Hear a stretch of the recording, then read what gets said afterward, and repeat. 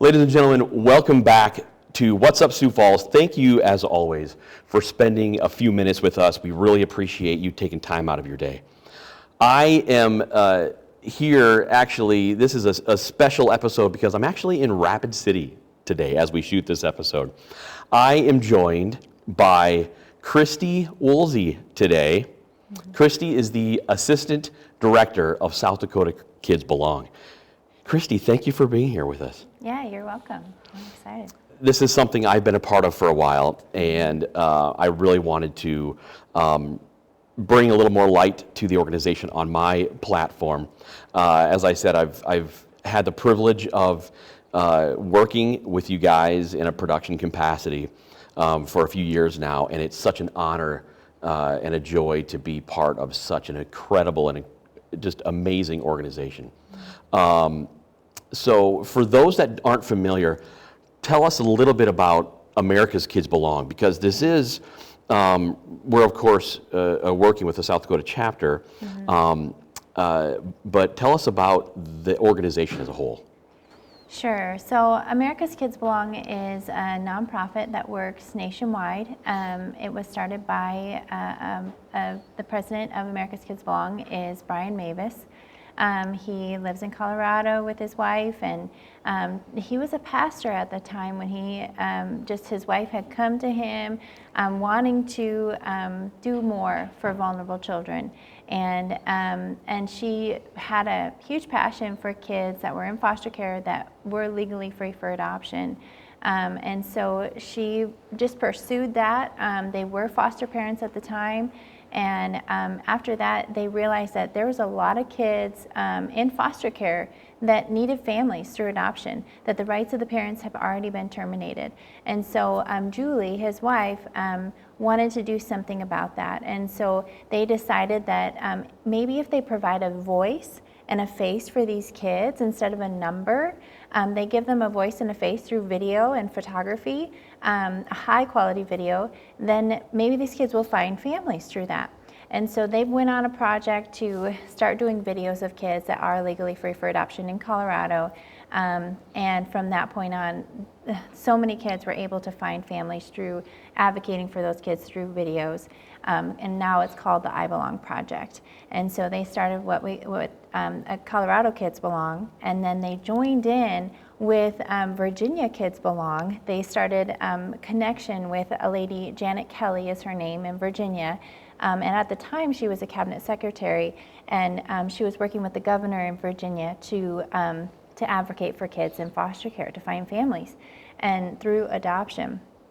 And so they decided, why don't we combine these two projects where we bring video to this, and through Brian, he was a pastor at the time, so why don't we bring the faith community in to start recruiting foster parents and adoptive parents through the church, and then why don't we work with the government also from Virginia perspective and put those together and do better for kids across the state, across the nation.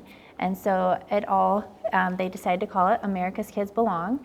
And there's quite a few chapters now. I think there's at least 10 different states that are doing this at different capacities. Some are just doing the I Belong project, which is the video portion for kids that are legally free for adoption. And then some of the states are doing the full thing where they're working with the government to do a governor's campaign, where they're doing the I Belong project, working with churches and businesses across their state. Incredible. And if I remember correctly, it was about 2017 that you and your husband, who's the executive director, started the South Dakota chapter of Kids Belong. So since that time, tell us a little bit about the need that you guys have seen in our home state here. Oh gosh, well, across our state, we have over 1,500 children that are in foster care in South Dakota, and so around 850 foster homes in South Dakota also. And so when you look at that number, 1,500 kids and 850 homes, it doesn't really, it's not enough homes for the number of kids in foster care. And so we went out to recruit more foster parents on a temporary basis to help with families who need reunification and the kids to reunify with their mom and dad, but then also to help those kids that are legally free for adoption to find permanent families through adoption.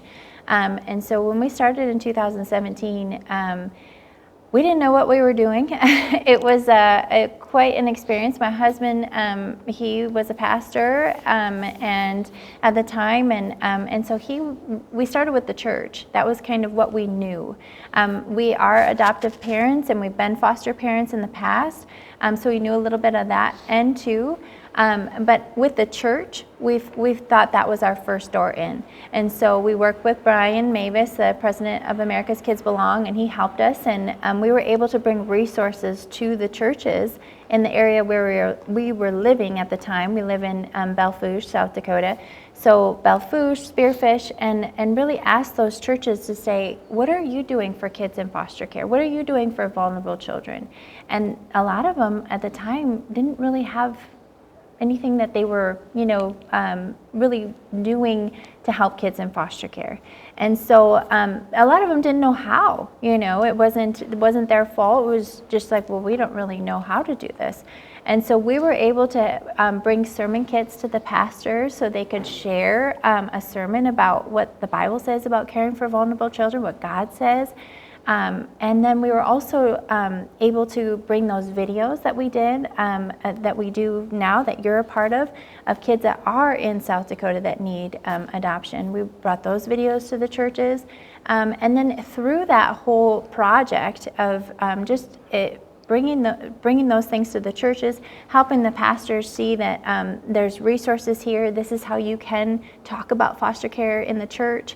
And then many families were recruited through that effort just at the very beginning to become foster parents.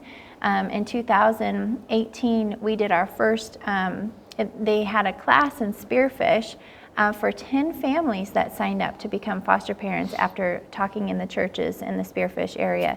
And that was just a huge, they hadn't had a class in Spearfish in years.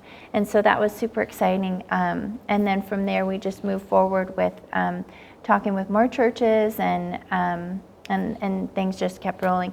And at the time, we actually didn't have the videos going. And I can't say that, it's hard to say who is really held responsible for this. I really believe that the Lord, put all these things together.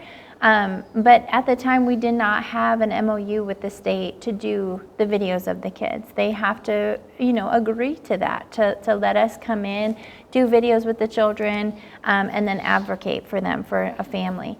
And so we went to the church, and we recruited foster parents. We recruited support for foster parents through what we call wraparound support. And then we tried to get that MOU with the state, with the Department of Social Services, and eventually I was able to sit down with the First Lady at the time, Linda Dugard, and I just thought, if I could show her a video of a child in another state that is needing to be adopted, and show her this is what we want to do here in South Dakota for kids in South Dakota that are in a situation like this, she would help, get this MOU signed. And I can't say I'm responsible for this. I can't say that that's what happened. But after we had that meeting with Linda Dugard, I sat down with her. Within a couple weeks, we had that MOU signed, and we were able to do our first video shoot.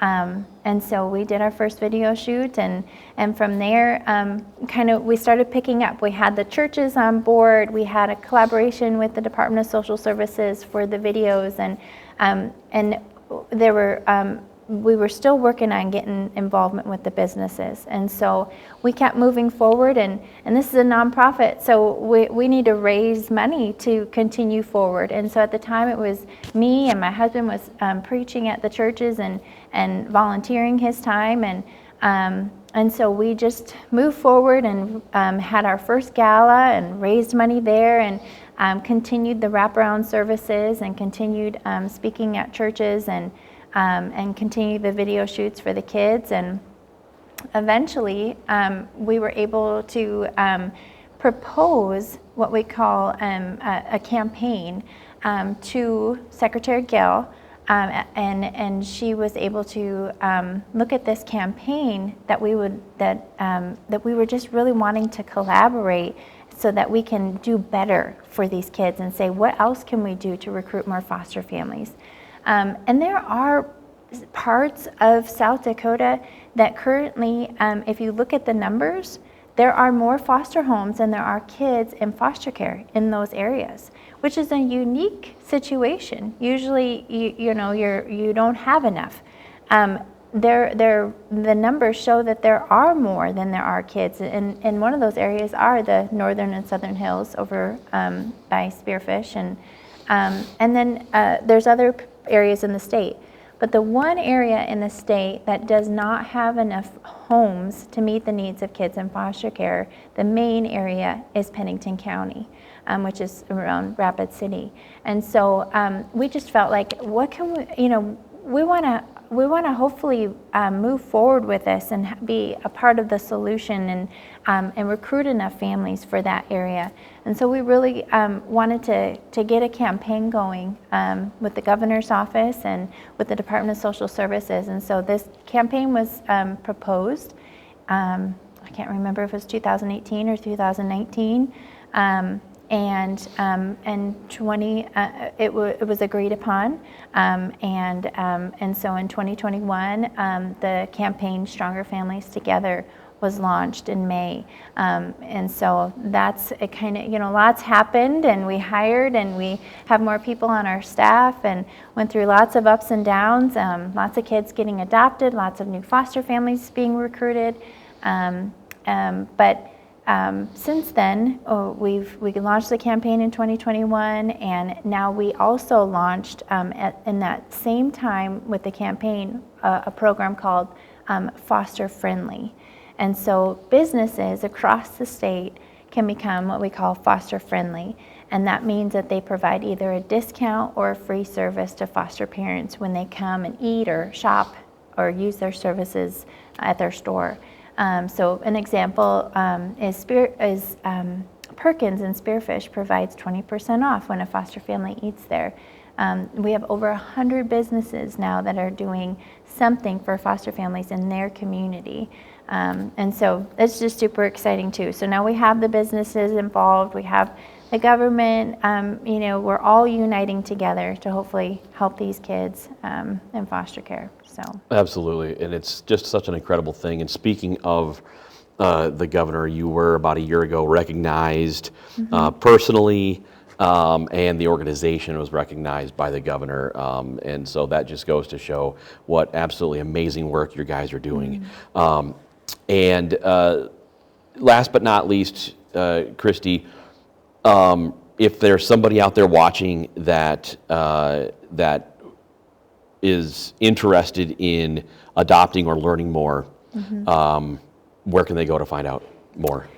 Yeah, so if a family or someone is interested in adoption, remember those kids in foster care that are already legally free for adoption, there's around 100 kids that are in that situation that have no resource, so no one in their family or somebody that they know that wants to adopt them.